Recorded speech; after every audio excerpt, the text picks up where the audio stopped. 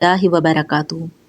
ہمارے پیارے حاجی بھائیوں اور بہنوں، جو کوئی بھی مسجد نبوی یا مسجد حرام کو دیکھنے کا شرف حاصل کرتا ہے وہ جانتا ہے کہ یہ کیسی برکتوں اور سکون والی جگہ ہے۔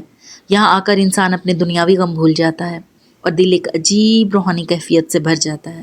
لیکن کیا آپ جانتے ہیں، آج میں آپ کو بتاؤں گی کہ کس طرح اللہ رب العزت نے اپنے گھر کی خدمت کے لیے ایک ایسے خاص بندے کو منتخب کیا، ایسی شخصیت جنہیں اللہ نے مسجد نبوی اور مسجد حرام کا فرش اور ڈیزائن تیار کرنے کا اعزاز بخشا۔ جی، جب مسجد نبوی اور مسجد حرام کا فرش ری ڈیزائن ہوا تو اللہ رب العزت نے کس طرح سے معجزہ کیا، ماشاءاللہ، سبحان اللہ۔ یقیناً اللہ جسے اپنے گھر کی خدمت کے لیے منتخب کرے وہ دنیا اور آخرت دونوں میں کامیاب ہے۔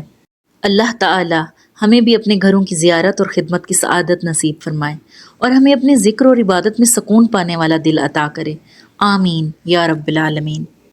آج میں آپ کو ایک نوجوان کی دلچسپ اور ایمان افروز کہانی سنانے لگی ہوں جس کے دل میں اللہ اور اس کے رسول کی محبت کا جذبہ قابل دید تھا۔ جی، یہ ایک مصری جوان تھا جو مصر کے گاؤں میں پیدا ہوا۔ بچپن سے ہی یہ شخص نہایت ذہین اور محنتی تھا۔ یہ چھوٹے سے گھر میں رہنے والا محمد کمال اسماعیل کم عمری میں انجینئرنگ کی ڈگری حاصل کی اور بڑے بڑے منصوبوں کا حصہ بن گیا۔ کون جانتا تھا کہ ایک دن یہ مسجد نبوی اور حرم شریف کی خدمت میں ایسا کارنامہ انجام دے گا جو تاریخ میں ہمیشہ یاد رکھا جائے گا۔ جب مسجد الحرام میں توسیع اور تزئین کا کام شروع ہوا تو اس نوجوان کی انجینئرنگ کی خدمات طلب کی گئیں۔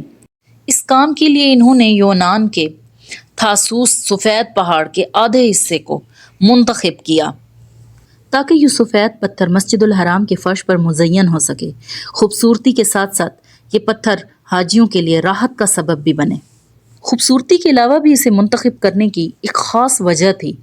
تکنیکی بناوٹ کے حساب سے یہ سنگ مرمر کا سفید پتھر رات کی نرمی کو اپنے اندر جذب کرتا ہے اور دن میں جب گرمی، دھوپ اور روشنی ہوتی ہے اس کے باوجود یہ اپنی ٹھنڈک کو خارج کرتا ہے، جس کی وجہ سے حاجیوں کو چلنے میں بہت آسانی ہوتی ہے اور انہیں فرش گرم محسوس نہیں ہوتا، جس سے حاجیوں کے پاؤں ٹھنڈے رہتے ہیں۔ مسجد الحرام کے اس وسیع پیمانے کے کام پر جب محمد کمال اسماعیل کو یہ معاوضہ کمپنی بن لادن نے اور حکومت وقت نے پیش کیا تو انہوں نے لینے سے صاف صاف انکار کر دیا۔ اب مسجد الحرام کا یہ خوبصورت کام فرش کا، سنگ مرمر کا مکمل ہو چکا تھا۔ ٹھیک 15 سال بعد جب سعودی کمپنی نے دوبارہ کمال اسماعیل صاحب سے رابطہ کیا کہ انہیں مسجد نبوی میں بھی اسی طرح فرش کو ری ڈیزائن کرنا ہے تو وہ سوچ میں پڑ گئے اور وہ پریشان ہو گئے کہ اب 15 سال کے بعد وہ پتھر دوبارہ کہاں سے دریافت کیا جائے۔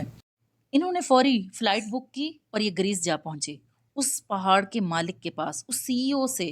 جب انہوں نے ملاقات کی تو اس پہاڑ کے بارے میں فوری دریافت کیا، جبکہ انہوں نے لا علمی کا اظہار کیا۔ جب یہ مایوس ہو کر لوٹنے لگے تو انہیں یکا یک خیال آیا کیوں نہ فرنٹ ڈیسک پر جا کر کسی سے بات کروں۔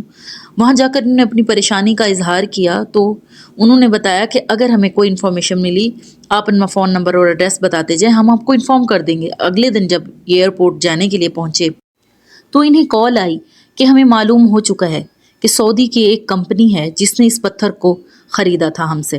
انہوں نے فوراً فلائٹ پکڑی اور سعودیہ پہنچ گئے۔ یہ محمد کمال اسماعیل نے فوری طور پہ اس کمپنی کے CEO سے ملاقات کی اور ان سے تھاسوس پہاڑ کے اس سفید پتھر کے بارے میں معلومات حاصل کی کہ کیا وہ پتھر آپ لوگ استعمال کر چکے ہیں۔ کمپنی کے CEO نے لا علمی کا اظہار کیا اور فوری طور پہ اپنے سیکرٹری کو بلوا کر اس سے اس پتھر کے بارے میں معلومات لیں۔ پتہ چلا کہ ابھی بھی وہ ان کے سٹور روم میں پتھر ویسے کا ویسا جوں کا توں باقی ہے اور وہ استعمال نہیں ہوا۔ سبحان اللہ۔ یہ سن کر کمال اسماعیل انجینئر پھوٹ پھوٹ کر بچوں کی طرح رونے لگے، جیسے کہ انہیں اپنے کانوں پر یقین نہ آیا ہو۔ جب انہوں نے اس کا معاوضہ کمپنی کے مالک کو واپس کرنا چاہا تو وہ سوچ میں پڑ گیا اور اس نے فوراً جواب دیا کہ نہیں، قیامت کے دن میں اللہ کے رسول صلی اللہ علیہ وسلم کو اور اپنے رب کو کیا منہ دکھاؤں گا۔ اس نے معاوضہ لینے سے انکار کر دیا صاف طور پر اور سنگ مرمر کے سٹاک کو مسجد نبوی کی طرف روانہ کر دیا گیا۔ جی، یہ مسجد نبوی کے اندر اور مسجد نبوی کے باہر صحن کی ویڈیو جو آپ دیکھ رہے ہیں یہ انجینئر کمال اسماعیل نے مسجد نبوی میں لگوایا۔ آپ دیکھ رہے ہیں کہ نمازی سکون سے چل رہے ہیں، گرمی کے باوجود یہ پتھر ٹھنڈا رہتا ہے۔ محمد کمال اسماعیل تو اس دنیا سے رخصت ہو گئے مگر اپنے کام سے لاکھوں مسلمانوں کے لیے سکون اور آسانی چھوڑ گئے۔ یہ اللہ کا خاص کرم ہے کہ اس سنگ مرمر کے باعث نمازیوں کو کوئی تکلیف نہیں آتی اور ماشاءاللہ اس کا صحن بھی بہت خوبصورت لگتا ہے۔